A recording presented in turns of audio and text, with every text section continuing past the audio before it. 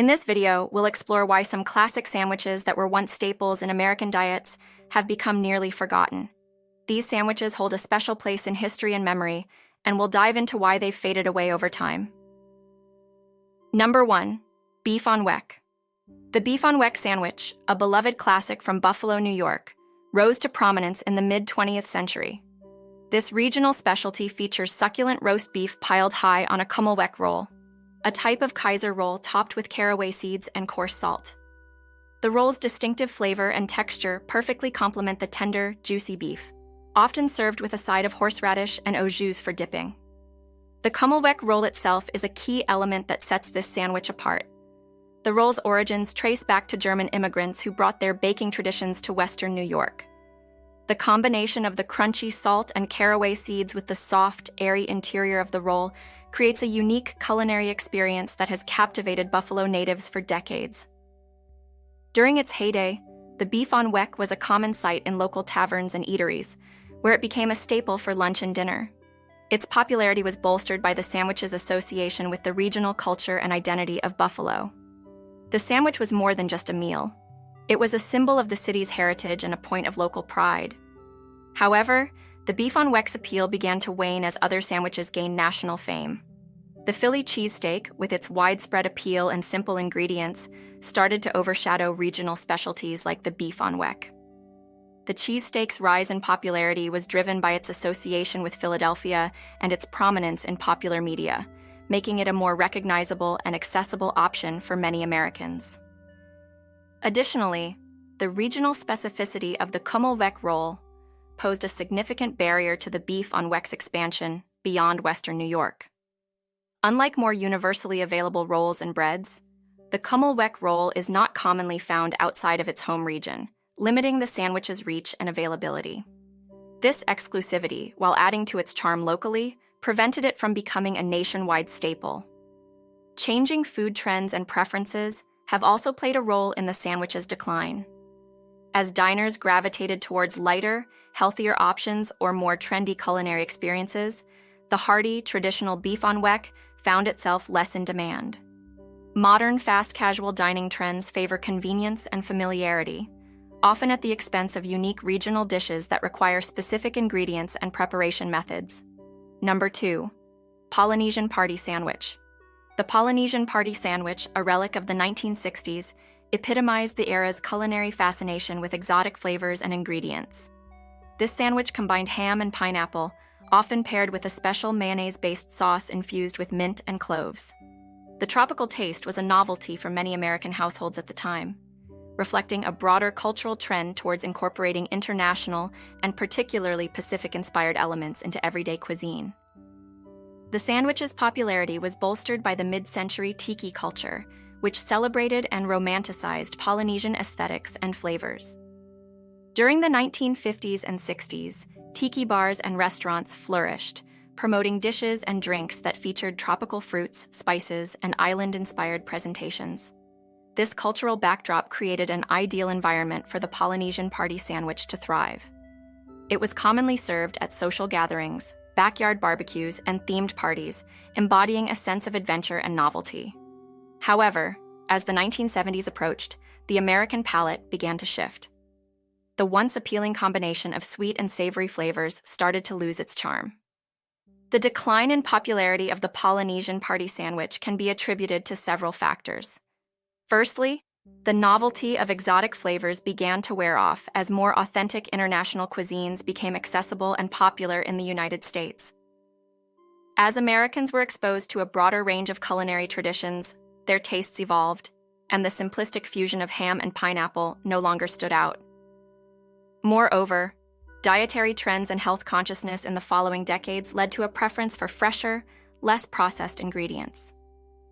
The Polynesian Party Sandwich, often relying on canned pineapple and processed ham, did not fit into the emerging trend of wholesome and natural foods. This shift towards healthier eating habits diminished the sandwich's appeal further. Cultural shifts also played a significant role. The tiki culture itself began to wane, and with it, the popularity of foods associated with it. As society moved away from themed dining experiences and towards more authentic representations of global cuisines, many dishes like the Polynesian Party Sandwich were left behind. Number 3. Peanut butter and mayo sandwich. The peanut butter and mayo sandwich, a unique culinary creation, reached its peak of popularity in the 1970s, particularly in the southern United States. This sandwich combined the creamy richness of peanut butter with the tangy, smooth texture of mayonnaise, resulting in a distinctive taste that was both sweet and savory. It became a staple in many households, favored for its simplicity and the surprising harmony of its ingredients. In the context of 1970s America, convenience and novelty in food were highly prized. Families often sought quick and easy meal solutions that didn't require extensive preparation. The peanut butter and mayo sandwich, with its minimal ingredients and no-cook preparation, fit this need perfectly. It was a popular choice for school lunches and quick snacks, its unique flavor profile providing a departure from the more traditional peanut butter and jelly combination. However, the sandwich's popularity began to decline in the 1980s and beyond. One significant factor in its fall from favor was the growing awareness of health and nutrition. As Americans became more health-conscious, they started scrutinizing their dietary choices more closely. The combination of peanut butter, which is high in calories and fats, with mayonnaise, known for its fat content, became less appealing. The emphasis on healthier eating habits led many to opt for lower-calorie, more nutritious alternatives. Cultural shifts also influenced the decline of the peanut butter and mayo sandwich. As the culinary landscape in the United States became more diverse and sophisticated, with an increasing appreciation for fresh and natural ingredients, the simplistic and somewhat odd pairing of peanut butter and mayonnaise fell out of favor. Global culinary influences introduced Americans to a wide range of new flavors and healthier options, overshadowing the quirky appeal of the peanut butter and mayo sandwich. Moreover, the 1980s and 1990s saw a rise in food marketing that emphasized health benefits, further pushing high-fat combinations out of the mainstream. Popular diets and nutritional guidelines increasingly recommended reducing fat intake, which directly impacted the sandwich's popularity. This broader move towards health and wellness made the peanut butter and mayo sandwich an outlier in a diet increasingly focused on balance and nutrition. Number 4, chopped liver sandwich. The chopped liver sandwich, a quintessential offering in Jewish delis, particularly in New York City, has a storied history and a deep cultural significance. This sandwich, typically composed of a spread made from finely chopped chicken liver mixed with onions and hard-boiled eggs, served on rye bread, embodies the flavors of Eastern European Jewish cuisine. Chopped liver has been a staple in Ashkenazi Jewish households for generations. It was a practical dish, utilizing the entire chicken and turning liver into a delicacy with the help of simple, yet flavorful, ingredients.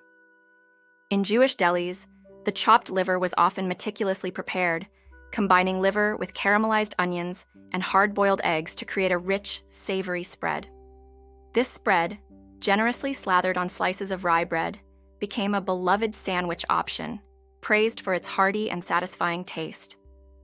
In New York City, Jewish delis were more than just eateries. They were cultural institutions.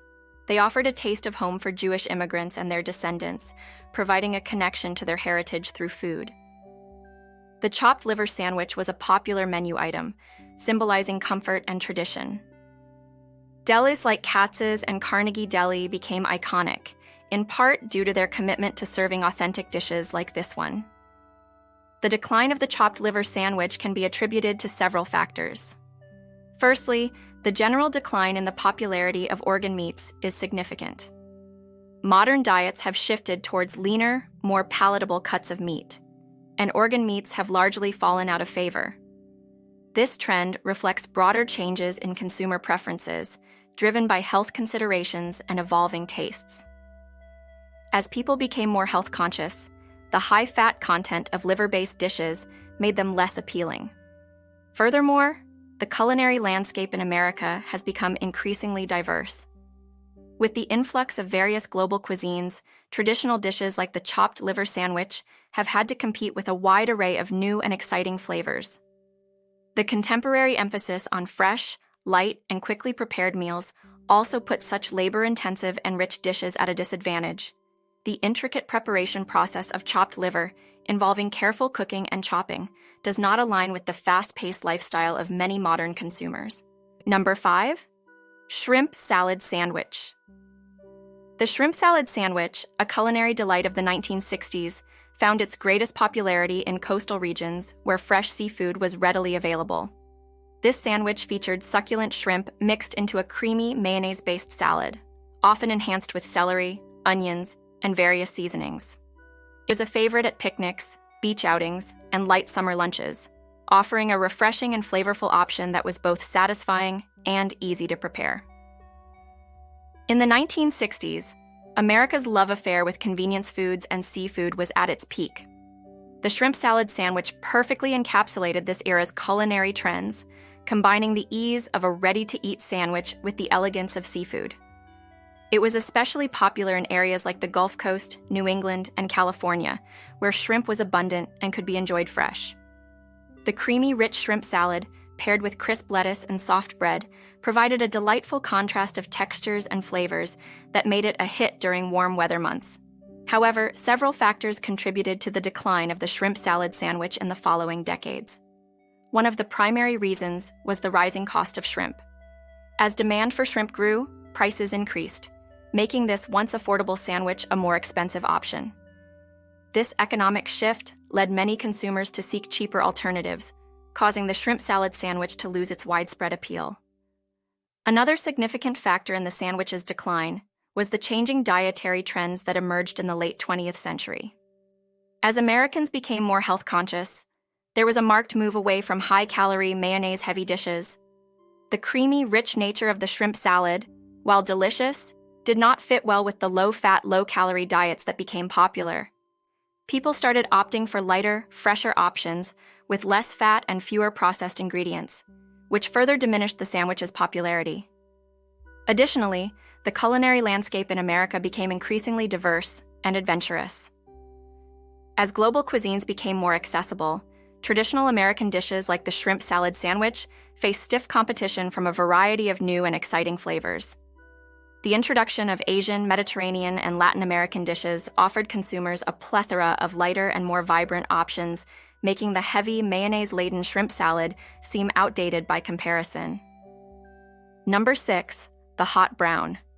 The hot brown, an iconic open-faced sandwich, originated in the 1920s at the Brown Hotel in Louisville, Kentucky.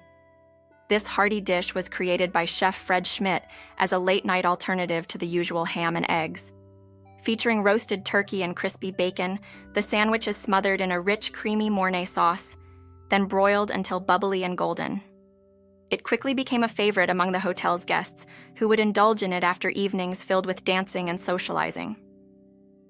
The Mornay sauce, a bechamel with grated Parmesan or Pecorino Romano cheese, adds a luxurious touch to the hot brown. The combination of tender turkey, savory bacon, and velvety sauce, all on a thick slice of bread, made it an irresistible indulgence. The dish also often includes sliced tomatoes and a sprinkle of paprika for added flavor and color. Despite its initial popularity, the hot brown began to decline in the following decades. One of the primary reasons for this was its rich and heavy nature. As American dietary habits shifted towards lighter, healthier options, the calorie-laden hot brown became less appealing.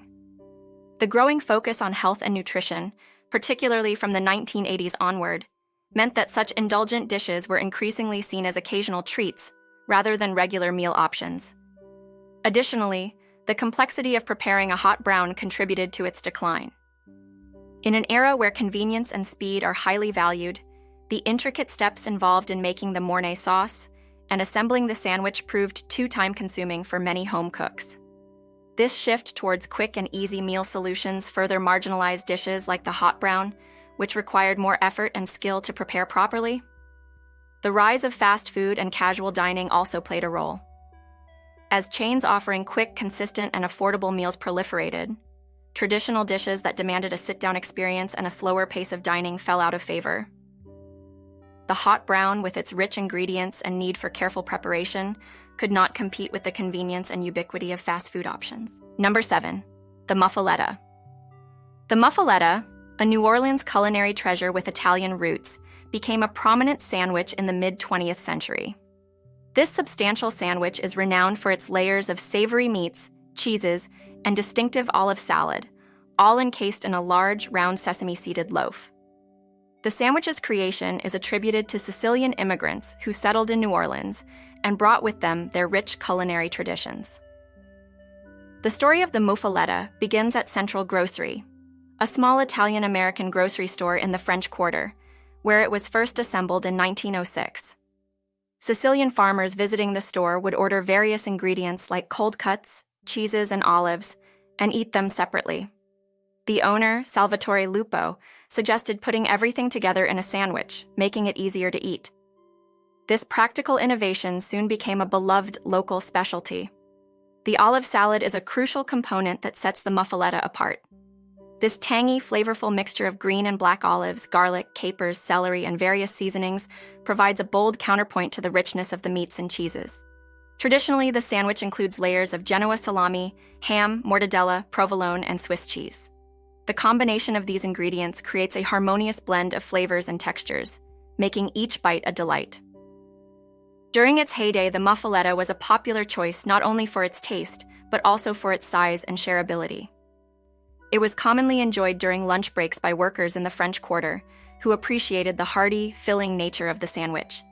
Its substantial size made it ideal for sharing among friends or family, enhancing its communal appeal. However, the Muffaletta's popularity began to wane as more portable and individually portioned sandwiches gained favor. The rise of fast food and the growing preference for convenience over traditional, more substantial meals contributed to its decline. The Muffaletta, with its large, unwieldy size, did not fit neatly into the fast-paced lifestyle that became more common in the latter part of the 20th century. Moreover, changing dietary trends also played a role in the Muffaletta's decline. As consumers became more health-conscious, they started to favor lighter, less calorie-dense options. The Muffaletta, with its rich meats and cheeses, and the oily olive salad, was often seen as too heavy and indulgent for regular consumption.